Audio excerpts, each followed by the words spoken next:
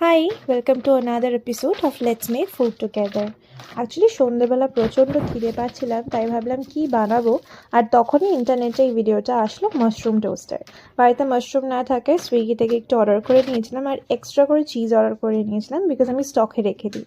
তারপর মাশরুমগুলোকে ভালো করে ক্লিন করে ওগুলোকে ছোটো ছোটো করে কেটে নিয়ে তারপরে ওটাকে বাকি যে সবজিগুলো ছিল সেগুলোকেও কেটে নিয়ে, মানে গার্লিক আর পেঁয়াজটাকে ভালো করে কেটে নিয়ে বাটারের মধ্যে ফ্রাই করে নেব। বেসিক্যালি এটা একদম হোয়াইট সস যেরকম বানায় ঠিক সেরকমই রেসিপি। তোমরা যদি আমার হোয়াইট সস পাস্তার রেসিপিটা দেখে থাকো তাহলে তোমরা একদম সেমভাবেই এই রেসিপিটা ফলো করতে পারো।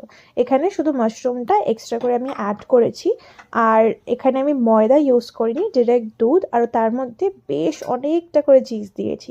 অ্যাকচুয়ালি ময়দাটা খুব একটা বেশি হেলদি হয় না, তাই ইটস বেটার কি ময়দাটা আমরা অ্যাভয়েডই করে নিই। তাই ময়দাটাকে স্কিপ করে যখন চিজ দিয়ে দেখলাম ইকুয়ালি ওটা সুন্দর চিজি হয়ে গেছে, তাই দরকারও পড়ে না। তারপরে ময়দা টয়দা দেওয়ার পরে ওটার মধ্যে করে অল্প একটু গোলমরিচ আর চিলি ফ্লেক্স অ্যাড করেছি। এই চিলি ফ্লেক্সটা আমি কিন্তু বাড়িতে বানিয়েছি। তোমরা যদি জানতে চাও কীরকম করে বানিয়েছি নিশ্চয়ই আমাকে বলো, আমি তোমাদেরকে দেখিয়ে দেবো।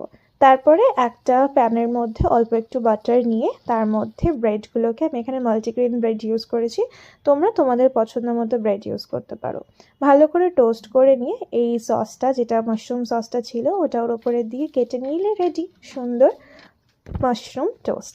তোমাদের কেমন লাগলো রেসিপিটা আমাকে জানিও, আর আমার তো ভীষণ ভালো লাগলো, সব থেকে এটা ভীষণ হেলদিও। চলো আজকের জন্য টাটা।